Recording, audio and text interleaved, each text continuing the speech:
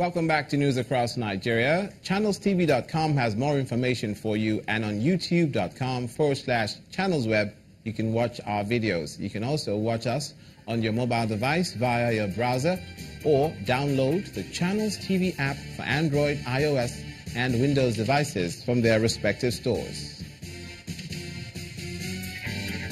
Besides giving you access to news and updates on the go, the Channels TV and Channels 24 app has an eyewitness feature, so you can use that to share pictures, videos, or news of happenings around you.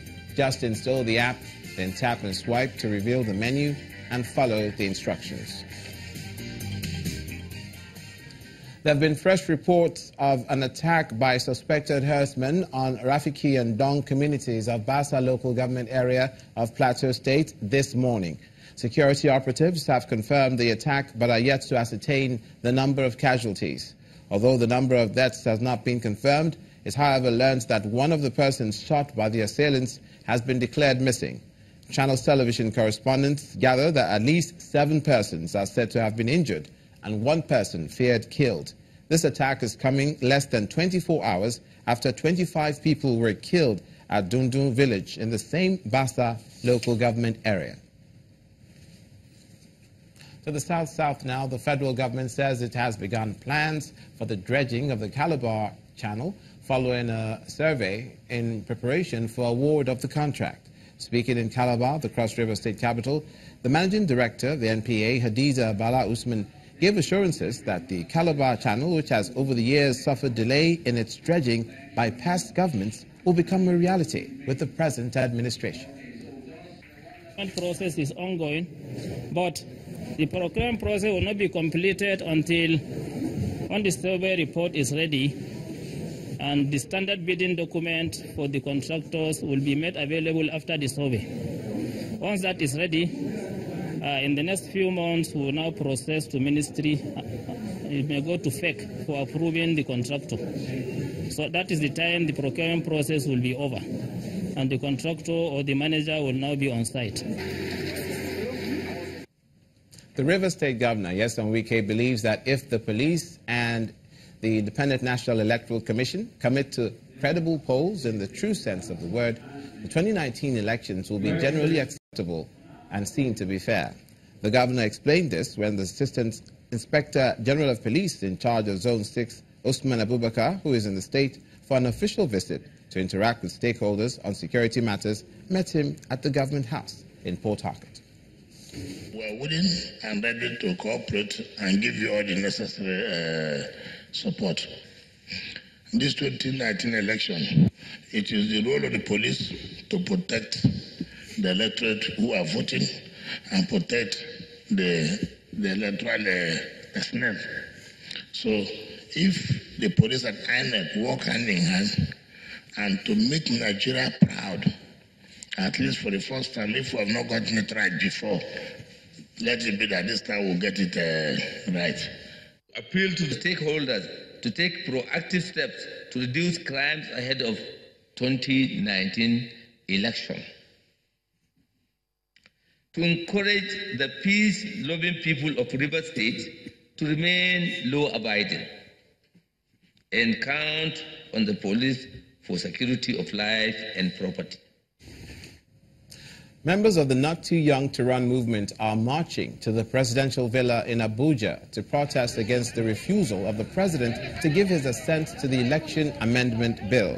The aggrieved youth say their action is a quick move to guide against a repeat of such action from the president when the Not Too Young to Run bill is finally presented to him for assent. The protest destination is the Three Arms Zone leading to the presidential villa. Last year, the Senate passed the Not Too Young to Run bill, which seeks an age reduction for elective officers in the country and allows youth an opportunity to contest for the office of the president at the age of 35 and governors or senators at the age of 30. It's a change from the initial 40 and 35 years limit, respectively, which was mandated by the Constitution. The National Human Rights Commission, the RC has begun public hearing into cases of hate speeches and electoral violence which took place during and after the 2015 general elections in the northwest zone of the country. Now, at the hearing, the acting executive secretary of the commission, Tony Ojukwu, laments that the non-prosecution of perpetrators of hate speech and election violence in the past has largely encouraged its recurrence, a situation which he notes is detrimental to the country's socio-economic development. The negative impact of hate speeches by some political leaders have become one of the biggest concerns not only to the electoral body, INEC, but to Nigerians at home and even in diaspora. At this public hearing in Kaduna, northwest Nigeria, organized by the National Human Rights Commission, complaints on hate speeches and election-related violence take center stage. According to the acting executive secretary of the commission, Mr. Tony Ojukwu, the increasing use of inciting comments by politicians must be nipped in the bud as the country prepares for the 2019 general elections. During the 2015 general elections, the Commission carried out similar campaign against hate speech and election violence.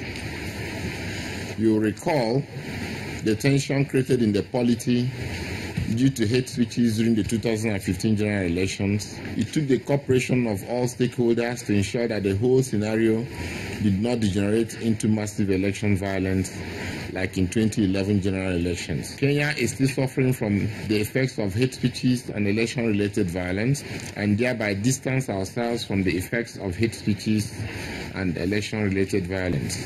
While stakeholders at the event thanked the Commission for creating the platform, they however want the Commission to focus more on the awareness of the dangers of hate speeches and its attendant consequences. Our various criminal codes and penal codes, it has adequate provisions for laws to punish offenders, either on hate speeches or post-election violence and crisis. We must curb such things and create an awareness or to prevent or stop hate speeches, as there has been several complaints about it, including sanctions that should be placed on it.